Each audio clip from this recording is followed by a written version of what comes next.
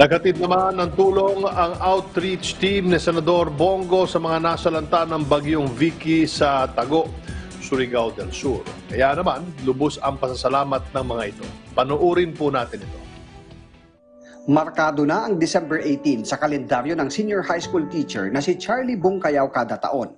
Sa kasagsagan kasi ng pananalasa ng bagyong Vicky noong nakaraang taon sa bayan ng Tago, Surigao del Sur, nalunod ang kanyang ama habang pauwi mula sa bukid. Ang papa may pag-uli, so nalunod yun siya. So ang among Pasko, murag nag-morning. So pagkaugma, gitawagan na dayon mi nga nanto na dayon ang patay nga lawas sa akong papa, ang ginikanan. Tulad ng maraming taga-Tago sa Surigao del Sur na labis na naapektuhan ng mga pagpahadulot ng ulan na dala ng bagyo, tanggap na ni Charlie ang sinapit ng ama. Kahit papano ay naibsanan niya ang pagdadalamhati nila sa dami ng nakiramay at mga tulong na dumating sa kanila. Kamakailan, naidagdag dito ang tulong na dala ng outreach team ni Senador Bongo. Dala ang mga grocery pack, gamot, vitamins, mask at face shield, kasama si Charlie sa 500 residente ng Tago na nahatiran ng tulong.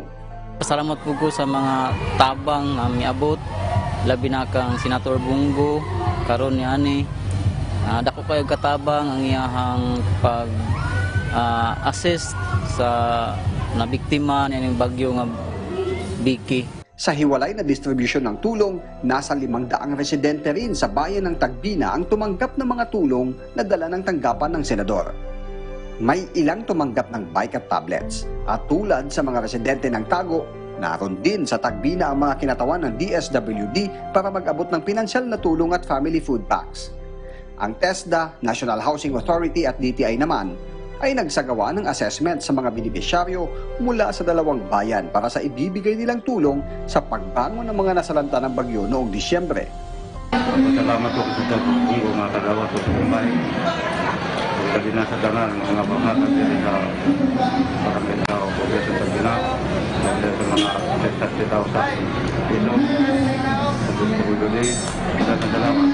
Salamat ko kang Senador Bongo sa among nadawat karon nga kuan kaning akong nadawat nga tablet na magamit ako sa akong anak o kanang madawat sa daw nga cash nga 3,000. Kay dili gid mo namo pasagdan.